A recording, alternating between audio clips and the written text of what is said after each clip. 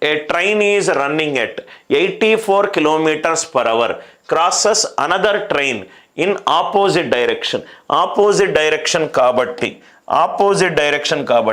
S1 plus S2 is equivalent to L1 plus L2 whole divided by T. ఒకటేమో 84 kilometers per hour, ఇంకోటేమో right 52 kilometers per hour. 84 plus 52 136 kilometers per hour. Meter per సెకండ్లో ఏమవుతుంది? 5/18 అవుతుంది. 5/18 in opposite direction. ఎన్ని సెకండ్స్లో? 12 సెకండ్స్లో.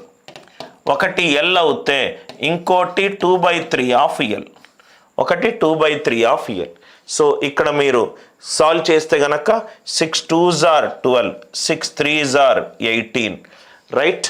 So 136 into 10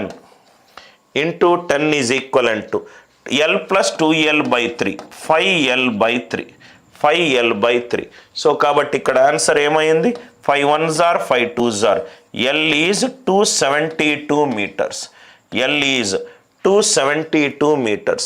272. రెండు options same ఉన్నాయి. దీన్ని 272గా మార్చుకోండి. 2 trains are moving at a speed of 30 and 58 in the same direction. రెండు సేమ్ డైరెక్షన్లో మూవ్ అవుతున్నాయి కాబట్టి S1 minus S2 is L1 plus L2 whole divided by T. Same direction కాబట్టి 58 and 30 difference ఎంత? 28. ఇది కిలోమీటర్స్ పర్ అవర్ అంటే into 5/18 right?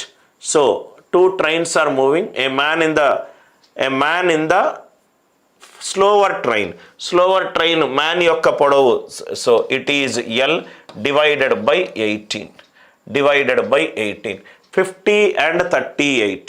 2 trains are moving in the same direction. రెండు trains same డైరెక్షన్లో move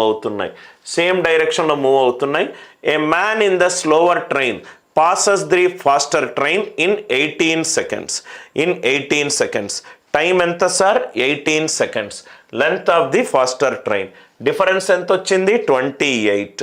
దాన్ని metre per సెకండ్లో మార్చుకుంటే ఎంత అయింది? 5/18.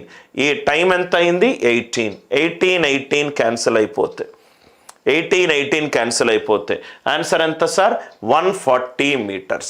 ఆన్సర్ ఎంత? 140 meters. రెండు ట్రైన్స్ సేమ్ డైరెక్షన్లో మూవ్ అవుతున్నాయి కాబట్టి రిలేటివ్ స్పీడ్ ఏమైంది? 28 kilometers per hour. దాన్ని మీటర్ పర్ సెకండ్లో మార్చుకుంటే 5/18 రైట్? ఒకటేమో ఎల్, ఇంకోటి మ్యాన్ పొడవు 0 divided by 10. 18 క్యాన్సిల్ అయిపోతే 28 5s are ఎంత? 140. ఆన్సర్ ఎంత ఈ క్వశ్చన్కి? 140 meters.